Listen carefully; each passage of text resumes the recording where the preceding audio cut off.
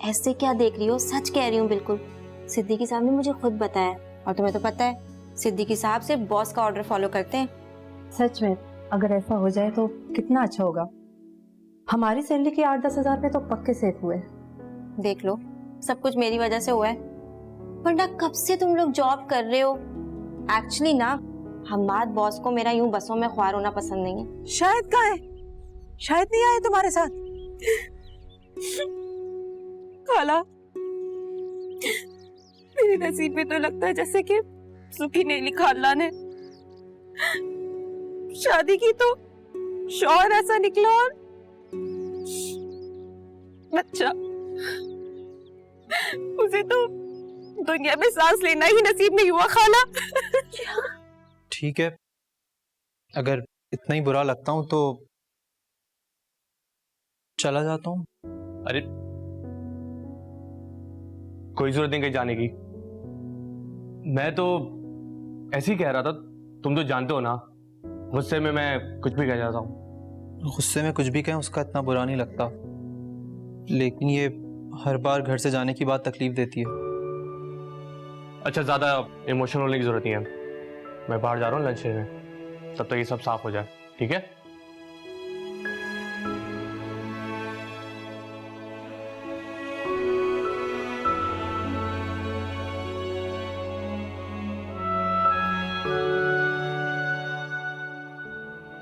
ये लड़कियों की तरह ना नखरेबाजी नहीं किया करो, समझे?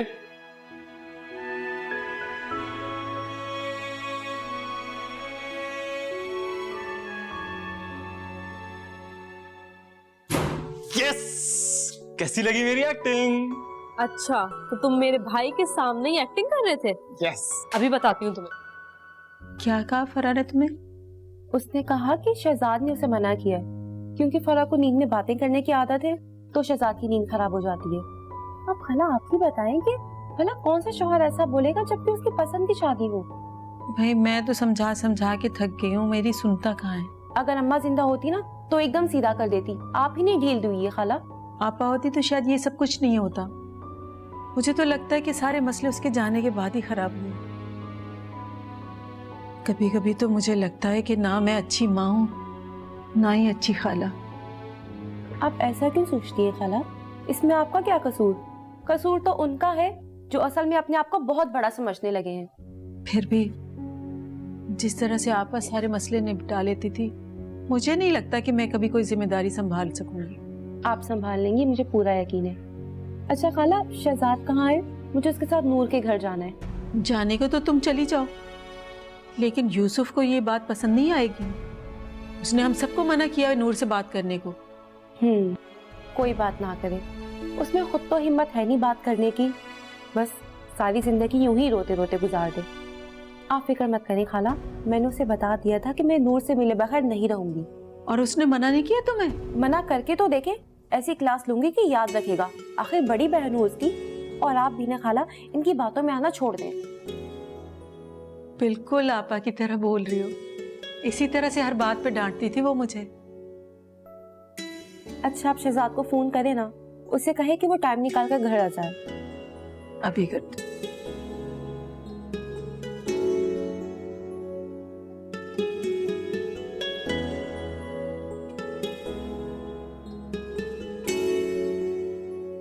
अल्लाह करे सब ठीक हो जाए। अरे सबा, तुम बिल्कुल फिक्र नहीं करो।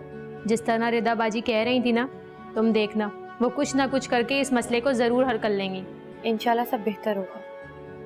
वैसे मुझे हैरत है कि यूसुफ भाई ने रिदा आपी को कुछ भी नहीं कहा।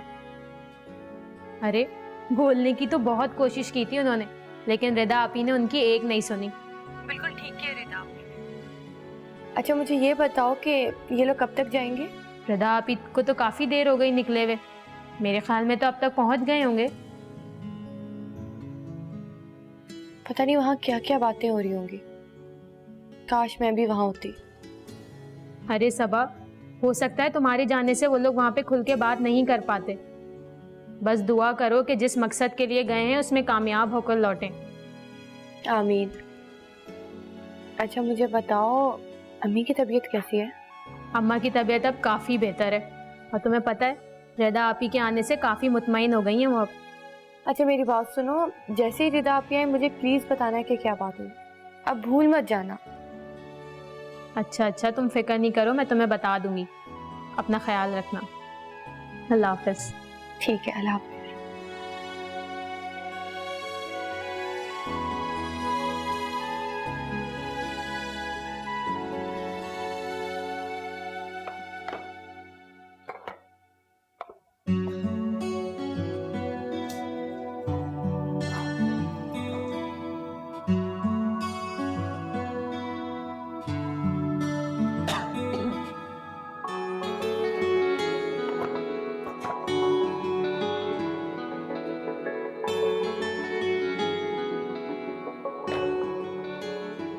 अगर तुम्हारे मुस्कुराने का शौक पूरा हो गया हो ना तो आके काम करवाओ कुछ। भाई मैं काम के लिए थोड़ी बनाऊं, और वैसे भी तुमने कहा था ना मैं अपना रूम खुद सेट करूंगी। करो ना सेट, मुझे क्यों बोल रही हो? हाँ हाँ ठीक है, कर लूंगी मैं अपना काम खुद। और वैसे मुझे तुम्हारी कोई जरूरत नहीं चाहिए। आने दो भाई को। अगर तुम्हारी एक की 10 शिकायतें ना लगाई ना तो मेरा नाम भी हीरा नहीं। अच्छा, तुम एक की ना 20 लगाना, ठीक है मेरी सेहत पे, लेकिन फिर भी तब भी कोई फर्क नहीं पड़ना। और रही बात तुम्हारे भाई की, उनसे डरता कौन है? आने दो उनको। उनको मनाना ना मेरे बाएं हाथ का खेल है, यूं चुटकियों में मनाता हूं उनको मैं। उठो, बाहर निकलो रूम से। चलो, तुम्हें काम नहीं करवाना, बाहर निकलो। तुम्हें मेरी बात समझ नहीं आ रही है या फिर तुम्हें बहुत शौक है अपनी बेइज्जती करवाने का? हिरा प्लीज, ये बेइज्जती वाली बात मुझसे मत किया करो, मुझे बहुत ज्यादा गुस्सा आ जाता है। यार तुम हरकतें ही ऐसी करते हो कि बंदे का खुद दिल चाहता है तुम्हारी बेइज्जती करे। बल्कि रुको, तुम भाई को आने दो, वो तुम्हारी खुद बेइज्जती करे। खबरदार, जो ये बेइज्जती का लफ्ज तुमने दोबारा बोला। बेइज्जती बेइज्जती। अब बोलो क्या करोगे? यार ये तो सच में बुरा मान गया। अब क्या होगा? नूर, तुम सोच रही होगी कि मैं कुछ कह क्यों नहीं रही। आप मेरी बात का गलत मतलब नहीं लीजिएगा, लेकिन मुझे आपके आने का मकसद समझ नहीं आ रहा। अरे इसमें ना समझ आने वाली कौन सी बात है? मैं यूसुफ की बहन हूँ और मैं नहीं चाहती कि मेरे भाई का घर खराब हो, इसलिए मैं यहाँ तुम्हारे सामने बैठी हूँ। यहाँ बैठने से या बात करने से कोई चीज बदलेगी तो नहीं। यूसुफ मेरे साथ रहना ही नहीं चाहते। ऐसा उसने कहा तुमसे? मुझे यहाँ अकेला छोड़ गए हैं। इनफैक्ट उन्होंने डिवोर्स पेपर्स भेज दिए हैं। आपको अभी भी शक है? डिवोर्स पेपर उसने भेजे या फिर तुमने उसे भेजे? मैं ऐसा क्यों करूंगी? मैं उनसे अलग रहने का सोच भी नहीं सकती, तो मैं डिवोर्स पेपर्स क्यों भेजूंगी? बेशक हम लोग साथ नहीं रहेंगे, लेकिन मैं अपने नाम से जुड़ा उनका नाम कभी अलग नहीं करना चाहूंगी। अगर तुम ऐसा नहीं चाहती तो फिर तुम ये सब क्यों कर रही हो? मैं एक सेकेंड है।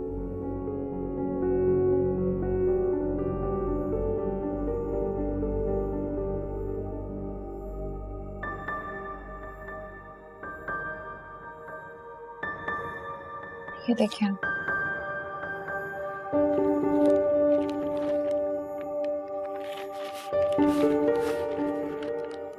अरे ये पेपर्स तो यूसुफ के पास भी हैं।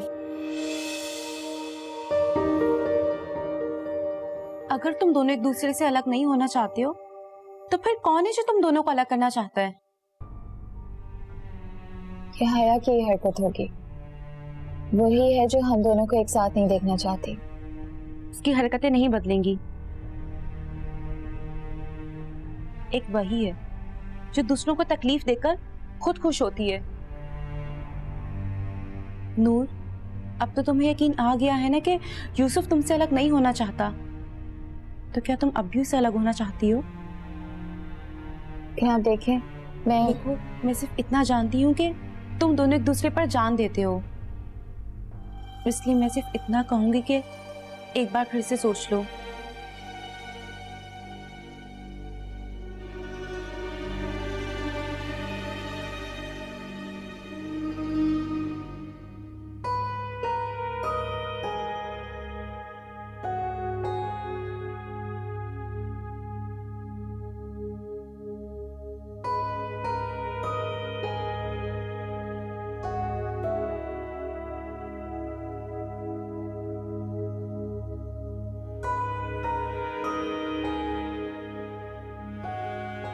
क्या हुआ रानी, तुम वहां क्यों खड़ी हो? इधर आओ। वो बाजी जी, मैं ना बेगम साहबा के लिए चाय बनाने जा रही थी, तो सोचा आपसे पूछ लूं, आप चाय पियेंगी? हाँ बना दो, बल्कि एक काम करो, दानिया के लिए नूडल्स भी बना दो। जी जी सही है, ठीक है मैं बना देती हूँ। अच्छा सुनो, नाराज हो मुझसे? नहीं नहीं बेगम साहबा, हम गरीबों की इतनी औकात कहाँ है कि हम आप सब लोगों से नाराज हों, ऐसी कोई बात नहीं है। क्या हो गया रानी? मुझे पता है उसे मैं गुस्से में बहुत ज्यादा बोल गई थी, मुझे इसे रिएक्ट नहीं करना चाहिए था। वो कहते हैं ना बड़े लोग कि जरूरत से ज्यादा बोलने वाला उसे ही जलील करता है, तो बस मैं तो जलील हो ही गई हूँ, तो अब आगे से मैं एहतियात करूंगी। अब बस कर दो, रुको 1 मिनट। जी बाजी जी।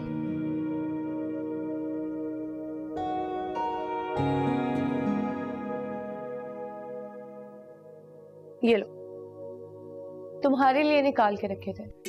अरे वाकई बाजी जी? हाँ।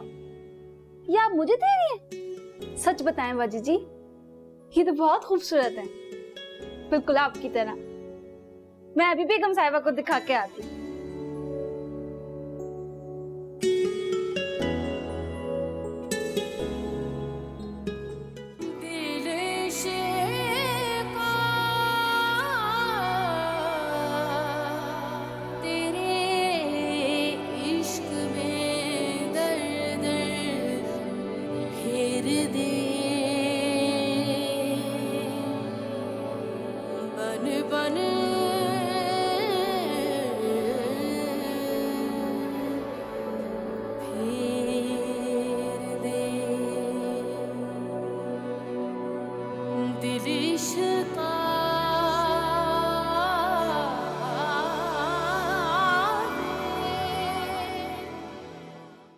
देखो, डिवोर्स में क्या होता है कि काफ़ी सारा पेपर वर्क होता है और बहुत सारी फॉर्मेलिटीज़ हैं वो पूरी करनी होती हैं।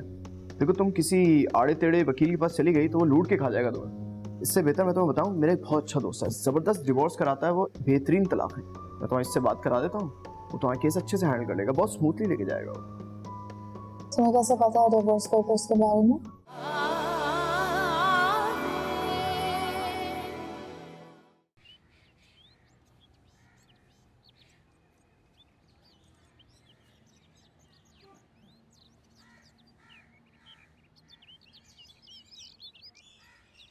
अम्मा बताएं ना मैं क्या करूं? क्या करना है बता दो उसे साफ साफ कि तुम उसके साथ ही नहीं रहना चाहती, बल्कि रिश्ता ही खत्म करना चाहती हो। अम्मा ये आप क्या कह रही हैं? मैं उन्हें ये सब कुछ कैसे बता सकती हूँ? कैसे का क्या सवाल है? जो बात सच है वही तो बताओगी ना, और मुझे नहीं लगता कि इस बात को और छुपाना चाहिए भाई। लेकिन अम्मा देखो फरा, मैं नहीं चाहती हमारी वजह से रिदा का दिल दुखे, और जो बात सच है वही तो तुम मुझसे बताओगी, फिर परेशानी की क्या बात है? अम्मा आपको कोई फर्क नहीं पड़ेगा? तुम लोगों की जिंदगी है, मैं जोर जबरदस्ती करने वाली कौन होती हूँ? तुम लोग ज्यादा समझदार हो, ज्यादा बेहतर जानते हो कि किस तरह जिंदगी गुजारनी है। लेकिन अम्मा आपको पता है मैं कभी भी ऐसा नहीं चाहती थी, और ना ही मैंने कभी शहजाद से अलग होने के बारे में सोचा है। नहीं सोचा तो अब सोच लो। अब देखो ना, इस बात को खत्म तो करना ही है, ज्यादा लटकाने का क्या फायदा। मैं शहजाद से भी बात करूंगी, इस मामले को ना मैं ज्यादा लटकाना नहीं चाहती। अम्मा देखो फरा, मैं इस बात पे ज्यादा बहस करना ही नहीं चाहती। रिदा से मैं खुद ही बात कर लूंगी, तुम रहने देना। जरा सलाद काटो।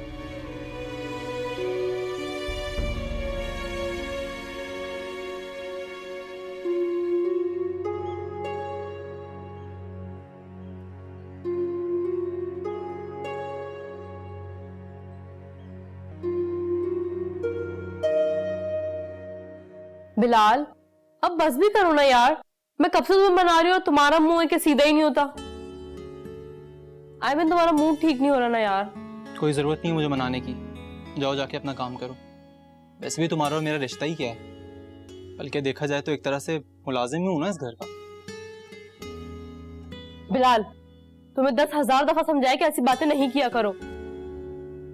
भाई और मैंने हमेशा तुम्हें अपने घर का फर्ज समझा है, लेकिन अगर तुम्हें फिर भी ये बात समझ नहीं आती है तो मर्जी है तुम्हारी। हाथ छोड़ो मेरा। मैं छोड़ूंगा तो क्या कर लोगी? तुम जानते हो कि मुझे सब बातें कितनी बुरी लगती हैं, कितना हर्ट होती हूँ मैं इन सबसे। लेकिन तुम भी ये बात बहुत अच्छी तरीके से जानती हो कि बेइज्जती का लफ्ज़ मुझे गाली की तरह लगता है, और ये लफ्ज़ तुमने एक बार नहीं कई बार कहा है। ओके, मैंने तुमसे बदतमीजी की तो तुमने भी तो मुझे हर्ट किया ना, तो हिसाब बराबर। तो अब ना तुम्हारा मुंह बनाना बनता है और ना मेरा नाराज होना। क्लियर? लेकिन एक बात हाँ याद रखो, अगर आइंदा आज के बाद दोबारा कभी ऐसा कहा तो एक तो मैं इस घर से भी चला जाऊंगा और कभी जिंदगी भर तुम्हें अपनी शक्ल भी नहीं दिखाऊंगा। मुझे पता है कि तुम ऐसा कभी नहीं करोगे। अब भरोसा नहीं करो मुझ पर। एक भाई और तुम ही तो हो जिन पे मैं अंधा एतमाद करती हूँ, और मुझे यकीन है कि भाई और तुम मेरा एतबार कभी नहीं तोड़ोगे। अब हंसो मत, चल के मेरे साथ काम करवाओ किचन में। नूर की तरह मुझे हया पे भी पूरा यकीन है कि ये हरकत उसी की होगी, वही हम लोगों के पीछे पड़ी हुई है। ऐसा कैसे हो सकता है? इस सब में हया का हाथ नहीं है, वो तो आउट ऑफ कंट्री है। आउट ऑफ कंट्री है तो क्या हुआ, उसके लोग तो यहाँ है ना। और वैसे भी पैसे देकर ये काम किसी से भी करवाया जा सकता है। हाँ, हो तो सकता है, शायद ठीक कह रही है। फिर क्या सोचा है तुमने? अब भी अपने फैसले पर कायम रहोगे?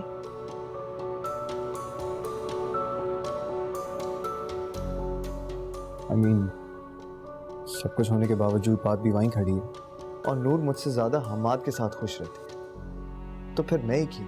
तुमसे ये बात किसने कही कि वो हमाद के साथ खुश है? क्योंकि कुछ बातें कही नहीं जाती, महसूस होती हैं, और मुझे यही लगता है कि वो मुझसे ज्यादा हमाद को अहमियत देती है। तुम्हें गलत लगता है यूसुफ? अगर ऐसा होता ना तो वो यूं मातम ना मना रही होती। मैंने उसकी आंखों में देखा है, उसकी आंखों में वो खुशी नहीं है जो कि हमाद से करीब होके होती या फिर तुमसे दूर होके। आप ही प्लीज, आप मेरी बात को समझ क्यों नहीं रहे? समझ तुम नहीं रहे हो यूसुफ, तभी तुम्हारा रिश्ता टूटने के दर पर है। लेकिन मैं तुम्हें ऐसे कोई बेवकूफी नहीं करने दूंगी। तो फिर आप क्या करेंगी? कुछ ना कुछ तो करूंगी, लेकिन यूं खामोश नहीं बैठी रहूंगी।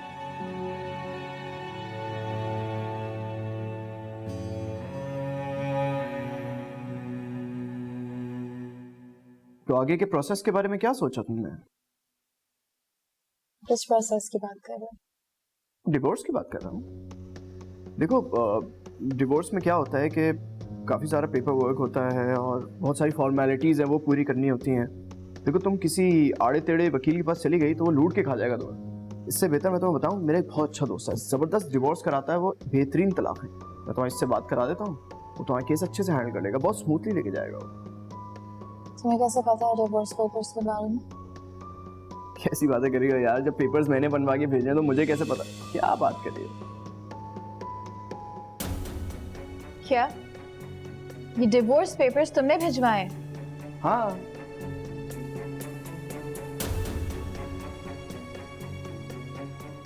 हमाद, तुम ऐसा सोच भी कैसे सकते हो? और तुमने एक बार भी नहीं सोचा कि अगर ये क्लियर नहीं होता और हमारा डिवोर्स हो जाता फिर क्या होता? अरे तो अब क्या हो गया? तुम दोनों वैसे ही साथ नहीं रह रहे हो, तुम्हें उसको माफ नहीं करना, उसको तुम्हारे साथ रहना नहीं है, तो इससे बेहतर डिवोर्स करो, खुश रहो यार। ये तुम्हारी प्रॉब्लम नहीं है, हमें इसमें फायदा होता है या नुकसान, that's none of your business. और ये मेरा और यूसुफ का बहुत पर्सनल मैटर है, तुम आइंदा से मेरे किसी मैटर में इंटरफेयर नहीं करोगे। देखो, बात यह है कि तुम्हें सही और गलत का अंदाजा नहीं है, मैं बहुत अच्छी तरह से समझता हूँ। और देखो, मुझे तो जब जब मौका मिलेगा मैं तो दोस्त जान से मार डालूंगी तुम्हें अगर तुमने दोबारा सोचा भी तो। निकलो यहाँ से, मैं तुम्हारी शक्ल भी नहीं देखना चाहती, निकलो। सुनो, मैं तुम्हारे जैसा दोस्त अल्लाह किसी दुश्मन को भी ना दे। देखो, मेरी बात समझने की कोशिश करो, बैठ के बात कर लो। दूर रहो मुझसे, दफा हो यहाँ से।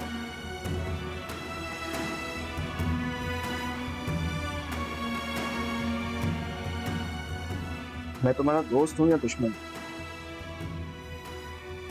ये तुम्हें एक दिन वक्त बताएगा।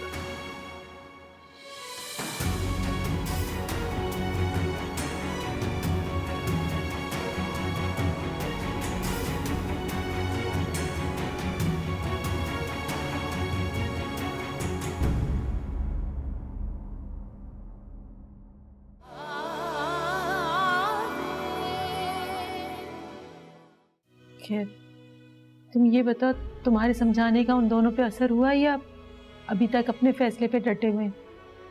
इतनी जल्दी कहाँ असर होगा खाला? अच्छा रीता, मुझे ना फराज शहजाद के बारे में तुमसे बात करनी है। खाला, क्या वो दोनों भी अलग होना चाहते हैं?